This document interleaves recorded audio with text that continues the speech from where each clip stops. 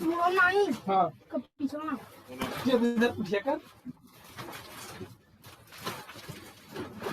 तब तो देखो ना खबर आ रहा है हम गाली मत उठाएगा ये तब तो उठा ले दिखा ठहर के आके बाद पीछे बैठ के ले लेना ऑडियो ऑफ कर दीजिए।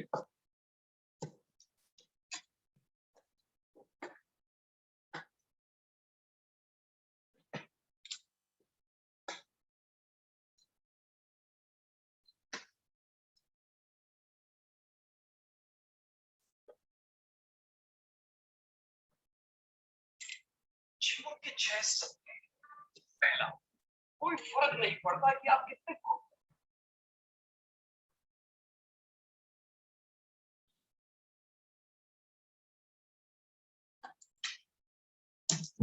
पिछली क्लास में हम लोग यूरिन एनालिसिस पढ़ रहे थे, थोड़ा रिवाइज कर लेते हैं क्या क्या हम उसमें पढ़ चुके हैं।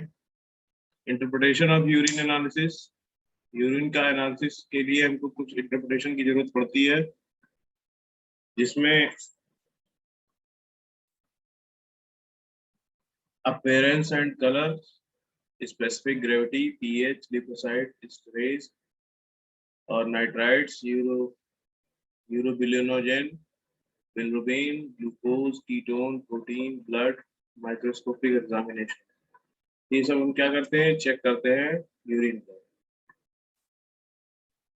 उसके बाद हम और भी चीजें चेक करते हैं जिनको हम डिटेल में आगे देखेंगे।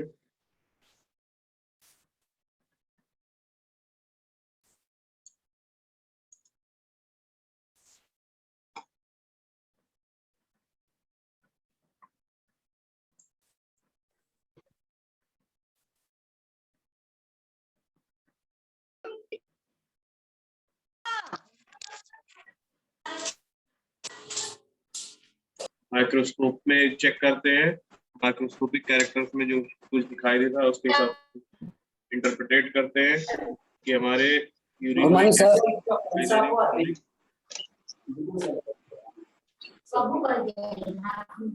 एक मेथड है deep paper tabs impregnated with chemical reagent, कागज के एक टुकड़े पर कुछ सारे केमिकल रिएजेंट लगाए होते हैं जो क्रोमोजेनिक होते हैं। क्रोमोजेनिक मतलब अगर उनसे कोई रिएक्शन होता है तो वो क्या करते हैं, कलर प्रोड्यूस करते हैं, और उन कलर के आधार पर हम बताते हैं कि हमारे यूरिन में क्या प्रेजेंट है और कितनी मात्रा में प्रेजेंट है।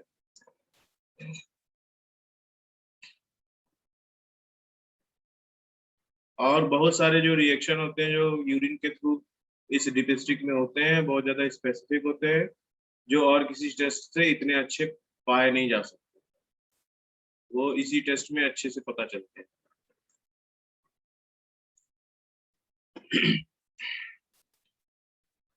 और ये टेस्ट की सबसे बड़ी खासियत है कि ये सबसे तेजी से होने वाला टेस्ट, 5 से 10 मिनट में आपको सारे रिजल्ट साफ साफ दिखाई देने लगेंगे, और किसी टेस्ट में इतनी तेजी से रिजल्ट नहीं दिखाई देते हैं।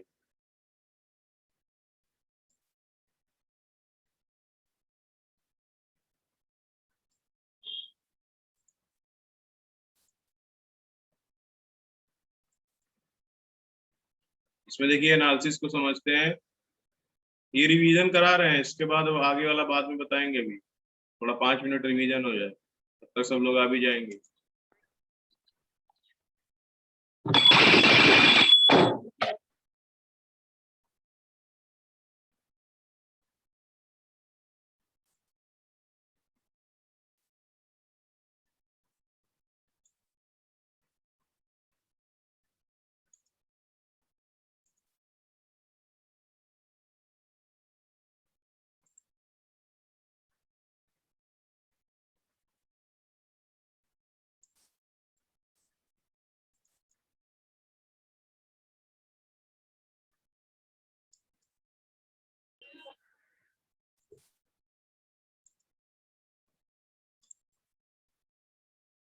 ये वाला स्लाइड देखिए, इसमें ज्यादा क्लियर पता चलता है कि किस चीज से क्या होता है।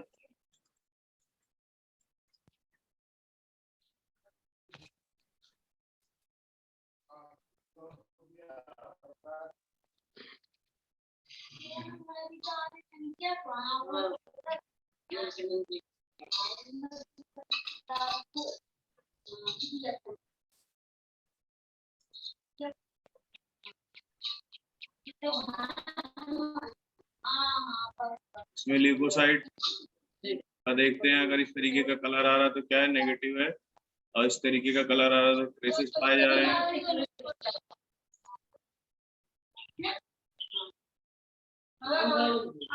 और इस तरीके का कलर आ रहा तो मॉडरेट फिर लार्ज अमाउंट में पाए जा रहे हैं। नाइट्राइट्स के लिए है, इसी तरह यूरोबिलिनोजेन के लिए है, प्रोटीन के लिए है। और पीएच पता करते हैं यूरिन का क्या है। यूरिन का नॉर्मल पीएच 5 होता है, देखिए इसमें दिया हुआ है।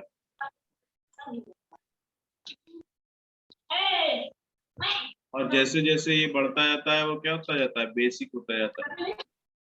5 से नीचे रहेगा तो क्या है, एसिडिक।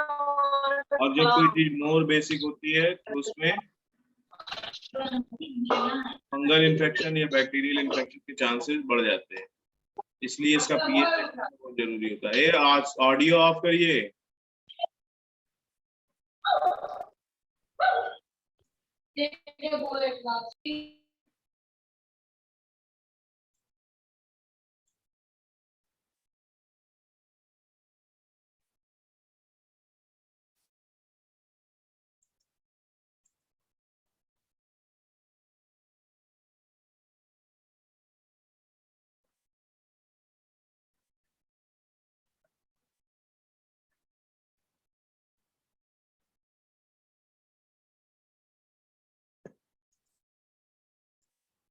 और इसमें देखिए ब्लड के ट्रेसेस अगर आ रहे हैं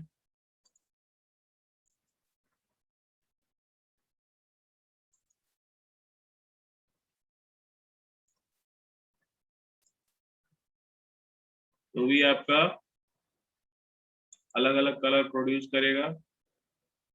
जैसे जैसे ट्रेसेस बढ़ते जाएंगे कलर की इंटेंसिटी और ब्लड में जो क्लॉट्स हैं वो दिखना, यूरिन में जो क्लॉट्स हैं वो दिखना शुरू हो जाएंगे। स्पेसिफिक ग्रेविटी चेक की जाती है, तो स्पेसिफिक ग्रेविटी भी आप देख सकते हैं कितनी होनी चाहिए नॉर्मल। कीटोन भी आप चेक कर सकते हैं इस डिपिक्स्टिक मेथड से। बिलिरुबिन भी इसी तरह चेक हो जाता है और ग्लूकोज।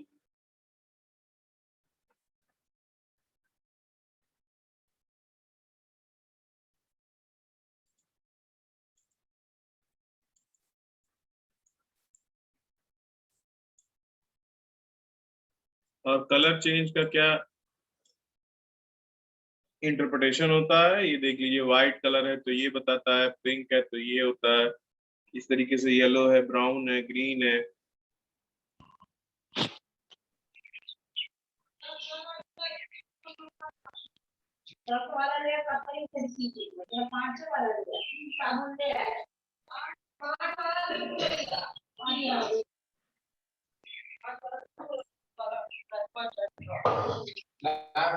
सचिन माइक बंद कर अपना।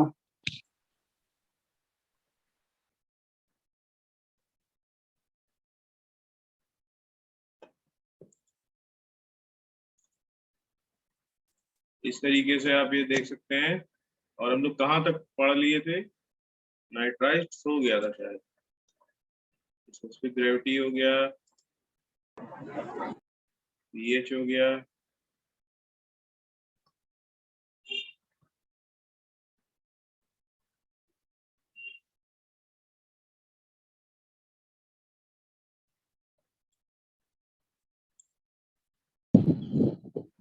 Good morning sir. और एक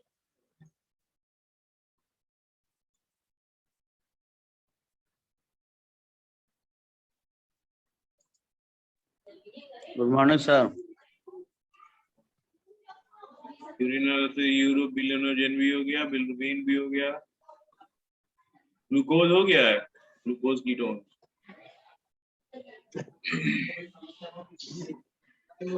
नहीं सर, ग्लूकोज कीटोन नहीं हुआ। बताना था सर। सर यूटीआई बता दीजिए जरा। यूटीआई बताया तो कहाँ गया है?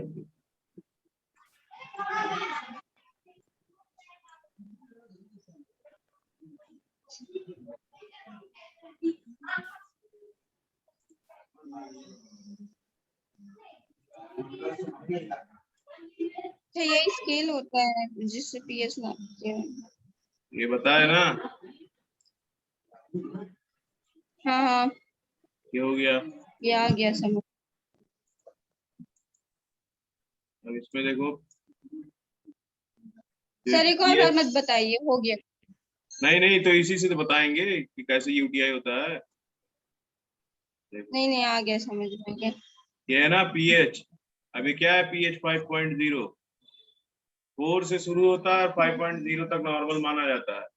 तो उसको क्या होते बोलते हैं, एसिडिक पीएच है। जब एसिडिक पीएच होगा तो उसमें बैक्टीरियल और फंगल इन्फेक्शन कम से कम उगेंगे, और जैसे जैसे ये पीएच बेसिक होता जाएगा वैसे वैसे क्या होगा, फंगल, बैक्टीरियल और अदर तरीके के इन्फेक्शन होने के लिए वहां पे क्या हो जाएगा, प्रॉन हो जाएगा एरिया। देखिए जैसे जैसे ये बढ़ रहा है, इसीलिए इसके लेवल को जांच में चेक किया जाता है। डॉक्टर ये पता कर लेते हैं कि आपका जो पीएच है ये डिस्टर्ब है, फिर क्या करेंगे, वो उसके लिए ट्रीटमेंट देना शुरू करते हैं। ये यूटीआई का मेन कारण है, pH disturbance of intimate area और यूरिनरी ट्रैक्ट।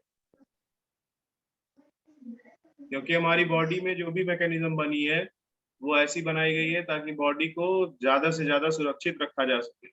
देखिए बॉडी का पीएच स्लाइटली रहेगा क्या, एल्कलाइन, लेकिन आपके ऐसे एरिया जहाँ पे स्वेटिंग ज्यादा होती है या ऐसी जगह होती है जहाँ पे इन्फेक्शन होने के चांसेस ज्यादा होते हैं, स्मूथ होती है, कमजोर होती है, वहां के पीएच को बॉडी ने क्या किया है, मैक्सिमम एसिडिक रखा है।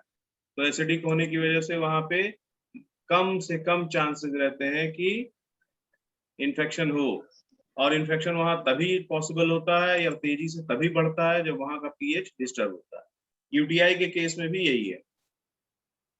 अब चलते हैं अपने ग्लाइकोसूरिया वाले पोर्शन पे, उस दिन बताना था।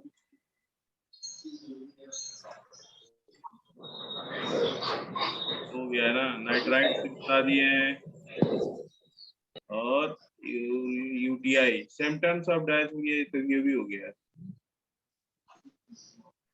बिलिरुबिन वाला भी बता दिए थे, जॉइंडिस का सिम्टम दिखाई देते हैं अगर ये लेवल ऊपर नीचे होता है। ग्लाइकोसूरिया बताना है, यानी यूरिन एनालिसिस में हमको ये पता करना है कि देखिए जो भी चीज ब्लड में होती है वो क्या होती है, सीधे सीधे यूरिन में आती है।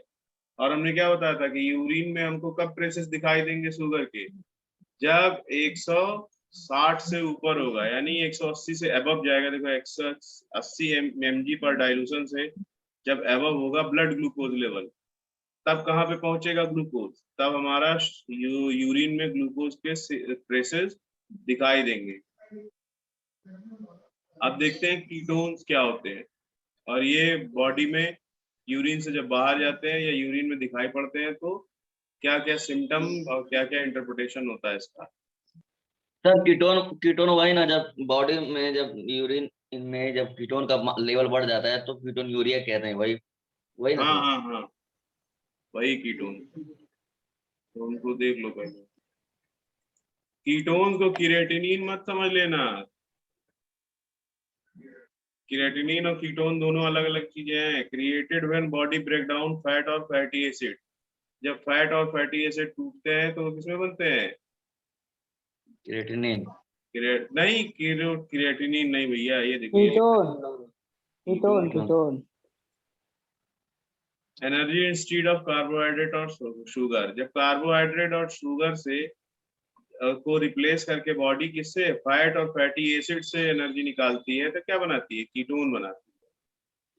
ठीक, measures the presence of urine ketones, false positive में occur with use of levodopa. अगर आप लीवोडोपा के डोज ले रहे हैं तो ये आपका कीटोन्स वाला रिजल्ट जो है यूरिन में जो आता है वो डिस्टर्ब हो सकता है। इसलिए पहले से अपने डॉक्टर को बता दें कि हम खान उसमें दवाइयों में लीवोडोपा ले रहे हैं या कैप्टोप्रिल ले रहे हैं जो सल्फा हाइड्रिल ग्रुप कंटेन करते हैं, वो क्या करते हैं, कीटोन्स के स्ट्रक्चर को चेंज करते हैं और डिस्टर्ब करते हैं। इस वजह से वो टेस्ट में अलग अलग रिजल्ट देने लगता है, बिना वजह बढ़ा हुआ दिखाएगा या बिना वजह बहुत ज्यादा घटा हुआ दिखाएगा, जैसे सिम्टम आपको आ रहे हैं और जितनी डोज दी जा रही है उसके ऊपर डिपेंड है। Ordered when patient has type 1 diabetes mellitus and diabetic ketoacidosis, ये दो तरीके की बीमारियां होती हैं। जब लॉन्ग टर्म तक डायबिटीज रहता है तो वो क्या करता है, कीटोएसिडोसिस क्रिएट करता है, कीटोन्स के साथ एसिड का ग्रुप भी एक जुड़ने लगता है। और जब क्या था, ज्यादातर जब ब्लड ग्लूकोज लेवल बहुत ज्यादा हाई रहता है या पेशेंट बीमार हो और अच्छे से उसकी बॉडी के सारे जो है ऑर्गन्स वो काम ना कर रहे हो, तब ये सिम्टम में दिखाई पड़ते हैं। मॉनिटर्ड किया जाता है पर्सन को on a low carbohydrate and or a high fat diet, not able to eat, anorexia, fasting is vomiting and diarrhea, pregnant। इन्हीं पर्सन में ये चेक किया जाता है, ऐसा नहीं कि किसी का भी जांच किया जाए तो उसमें नॉर्मल जांच में कीटोन की जांच लिख दे डॉक्टर, ऐसा नहीं है। जब इस तरीके के पेशेंट हमको मिलते हैं तब उसको क्या किया जाता है, कीटोन की जांच के लिए किया जाता है। देखो क्या है, जब आपका ग्लूकोज लेवल बढ़ा हुआ है तो क्या है, ग्लूकोज मैक्सिमम क्या हो रहा है, यूरिन के रास्ते बाहर निकली जा रहा है, उसको बॉडी यूज नहीं कर पा रही है एनर्जी प्रोड्यूस करने के लिए, तो वो कहाँ जा रही है, सेकेंड ऑप्शन पर जाती है, फैट और फैटी एसिड्स को गलाना शुरू करती है। जो फैट और फैटी एसिड्स को ब्रेक डाउन करती है तो क्या होता है, हमें कीटोन का लेवल बढ़ा हुआ दिखाई देता है। इसलिए डॉक्टर इन लोगों को बताते हैं कि आप जाइए पहले कीटोन वाला टेस्ट करा के आइए, तब हम आपको अलग से मेडिकेशन देंगे उसके लिए। तो pregnant women who has diabetes mellitus और गैस, मोहम्मद नोमान, उनमें भी इस तरीके की जांच के लिए बोला जाता है। अब आपका आ गया प्रोटीन की जांच। देखिए सबसे खतरनाक यही होता है, अगर बॉडी में यूरिन से प्रोटीन आने लगा तो फिर जान लीजिए खतरनाक संकेत है। देखो यूरिन में जब प्रोटीन आता है तो उसकी जांच के लिए क्या दिखाते हैं, 0 mg पर डाइल्यूशन, यानी बिल्कुल नहीं आ रहा है तब क्या है, नेगेटिव है। अगर 15 से 30 mg पर डाइल्यूशन आ रहा है तो क्या है, ट्रेसेस पाए जा रहे हैं, अभी शुरुआत है। फिर धीरे धीरे देखिए बढ़ता जा रहा है, 30 से 100 हो रहा है, फिर 100 से 300 हो रहा है, 300 से 1000 हो रहा है, फिर 1000 से भी ऊपर चला जा रहा है। और ये अगर आने लगता है तो क्या होता है, बॉडी से बहुत तेजी से वेट लूज होना शुरू होता है। ये तो एग्जाम्पल दिया हुआ है, मिस्टर जोन्स 84 ईयर ओल्ड, फालतू चीज है।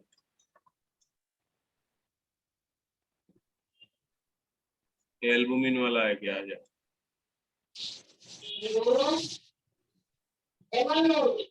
मल्टीपल माइलोमा न्यूप्लास्टिक प्रोफाइल, ये अपने को नहीं देखना है, ये इनकी जांच का रिजल्ट दिया है। प्रोटीन की कंपोजिशन क्या होती है, प्रोटीन में ये चीजें आनी चाहिए। एल्बुमिन होता है, immunoglobulin G, immunoglobulin A, immunoglobulin M. Protein का अलग से टेस्ट ही करवाते हैं डॉक्टर, उसमें प्रोटीन एनालिसिस पूरी होती है। वो प्रोटीन एनालिसिस में इतना एक्सक्रीशन होना चाहिए mg पर डाइल्यूशन पर डे, इतना mg बॉडी से बाहर निकलना चाहिए। लेकिन अगर इससे डिस्टर्ब होता है, टोटल प्रोटीन 80 दिखी दिया हुआ सब जोड़ जाड़ के, non plasma, non renal derived protein, beta microglobulin, ये सब का लेवल है। अब देखो प्रोटीन यूरिया क्या होता है, highly sensitive to albumin. Albumin किसमें पाया था, अंडे में मिलता है, यस सर, मिलता है ना। Yes sir, highly Yes, sir. Proteinous diet में एल्बुमिन आपको मिलेगा ही मिलेगा, and insensitive to other urinary protein such as globulin.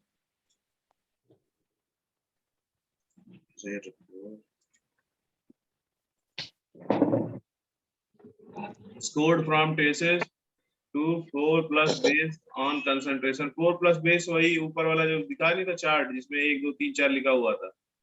Quantification in influenced by urine concentration, dilute urine may give falsely low result। देखिए इसका क्या किया जाता है, ये प्रोटीन का जो आपका टेस्ट है ये डायरेक्ट सैंपल से किया जाता है, इसमें डाइल्यूशन नहीं करते, क्योंकि डाइल्यूशन देंगे तो क्या होगा, प्रोटीन की मात्रा घट बढ़ जाएगी। मान लो अगर आपका जनरली दिखाता कि 1000 है, यानी 4 नंबर पे आ रहा है, 4 से प्लस में है, लेकिन हमने उसमें डाइल्यूशन कर दिया, तो जब सैंपल हम चेक करेंगे तो कितना दिखाएगा, 100-200 दिखाएगा, नॉर्मल की रेंज में आ जाएगा। तो इसलिए डाइल्यूशन नहीं करते, डायरेक्ट यूरिन से ही चेक कर लेते हैं। Ranges from 200 ml per hour are not readily detected, not sensitive enough to detect micro, ये तो बीमारी का नाम, micro albuminuria. Highly alkaline urine में produce fall positive result. Alkaline का मतलब क्या होता है, बेसिक इन नेचर। अगर आपके यूरिन का पीएच बहुत ज्यादा है, यानी बहुत ज्यादा बेसिक है, तो क्या होगा, फॉल्स पॉजिटिव रिएक्शन देगा और ये रिजल्ट आपका गलत दिखाएगा। इसलिए नॉर्मल पीएच पर जब प्रोटीन का लेवल जब दिखाए तो डॉक्टर तभी उस पर कुछ इंटरप्रिटेशन करते हैं। If proteinuria other than albumin is suspected, more sensitive essay should be used. अब मान लो इस तरीके के नॉर्मल जांच में हमें प्रोटीन के गड़बड़ रिजल्ट मिल रहे हैं, तो हम क्या करेंगे, एसपीईपी, यूपीईपी, आईएफई, सीरम फ्री लाइट चेंज, इस तरीके की भयानक वाली बड़ी बड़ी जांचें करेंगे, जिसमें क्या होगा, अच्छे से क्लियर हो जाएगा कि ये सही है या नहीं सही है, गड़बड़ क्या चल रहा है। ठीक, तो वो तो हमने पहले ही बताया था कि जब भी डॉक्टर इंटरप्रेट कर लेता है कि अब जैसे मान लो वो एल्बुमिन वाला वो वाला था आपका बिलिरुबिन वाला जांच, बिलिरुबिन वाली जांच में बिलिरुबिन के ट्रेसेस दिखाई दिए, तो उसको कंफर्म करने के लिए फिर वो स्पेशल जांच लिखेगा यूरिन, जो सिर्फ वही चेक करेगी कि बिलिरुबिन का लेवल क्या आ रहा है।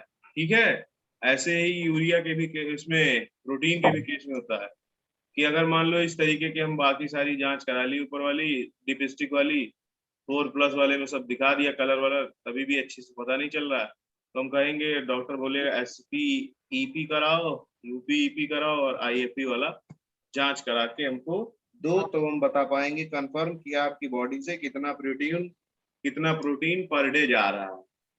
उस हिसाब से हम उसको रोकने के लिए क्या करेंगे, दवाइयां देंगे।